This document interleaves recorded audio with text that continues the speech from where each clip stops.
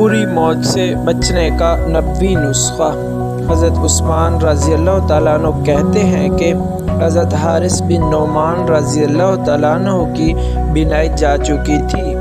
انہوں نے اپنی نماز کی جگہ سے لے کر اپنے کمرے کے دروازے تک ایک ایسی رسی باندھ رکھی تھی، جب دروازے پر کوئی مسکین آتا تو اپنے ٹوکرے میں سے کچھ لیتے اور رسی کو پکڑ کر دروازے تک جاتے اور خود اپنے ہاتھ سے اس مسکین کو دیتے۔ گھر والوں نے ان سے کہا کہ آپ کی جگہ ہم جا کر مسکین کو دے آتے ہیں۔ وہ فرماتے ہیں، میں نے رسول صلی اللہ علیہ وسلم کو فرماتے ہوئے سنا کہ مسلمان کو اپنے ہاتھ سے دینا بری موت سے بچاتا ہے۔ حیات الصحابہ جلد 2 صفحہ